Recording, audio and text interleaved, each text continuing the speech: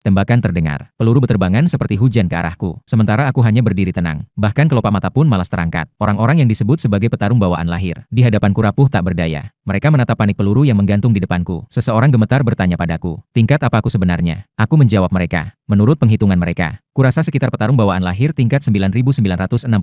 Awalnya aku hanya ingin menemani sahabatku hingga akhir. Dia adalah salah satu penghibur langka dalam hidupku yang panjang. Tapi setelah umurnya habis, dia tetap meninggalkanku. Aku sedang mengantarnya pergi. Namun seseorang dari sebuah keluarga datang, memohon padaku untuk menyelamatkan kakek mereka yang sekarat. Awalnya aku tak ingin lagi campur urusan manusia. Tapi ketika aku melihat pada kakek itu, ada aura jahat yang familiar. Aku berubah pikiran. Itu adalah cara istana api ungu. Maka aku bertindak. Aura jahat itu di hadapanku. Hanya debu yang bisa disapu dengan tangan. Aku menyembuhkan penyakit kakek itu. Tapi masalah muncul lagi. Bawahan keluarga lain mengejar seorang gadis. Hingga sampai ke halaman rumahku. Dan gadis itu, ternyata persis seperti kekasihku yang sudah meninggal. Aku terpaku di tempat. Bawahan itu membawa senjata dengan angkuh. Menurut mereka, tinju dan tendangan tak akan lebih cepat dari peluru. Saat mereka mengarahkan senjata ke aku dan gadis itu, nyawa mereka sudah habis. Aku perlahan mengangkat tangan, menciptakan perisai. Semua peluru tertahan di luar. Semua orang tercengang. Belum sempat mereka bereaksi. Mereka sudah terjatuh. Saat aku membereskan mereka, seorang pria bertopeng muncul. Seluruh tubuhnya memancarkan aura jahat. Dia menggunakan teknik pamungkas istana api ungu. Mengira bisa menginjakku, tapi level latihannya tak ada artinya di hadapanku. Aku dengan mudah menghancurkan serangannya, membalik tangan, mencengkeram lehernya. Baru saat itu, dia benar-benar mengenaliku. Aku memberitahu dia, tak seorang pun dari istana api ungu bisa lolos. Saat dia menjadi abu, drama ini pun berakhir. Sebagai ucapan terima kasih, keluarga gadis itu setuju mengadakan lelang barang antik untukku, dan memastikan barang yang aku incar pasti mereka beli. Awalnya aku tak tertarik, tapi mendengar akan ada inti energi makhluk gaib di lelang itu, mungkin bisa memberiku petunjuk tentang istana api ungu. Aku pun setuju, tapi aku tak menyangka, lelang yang dibuat khusus untukku, justru menjadi bahan ejekan orang lain.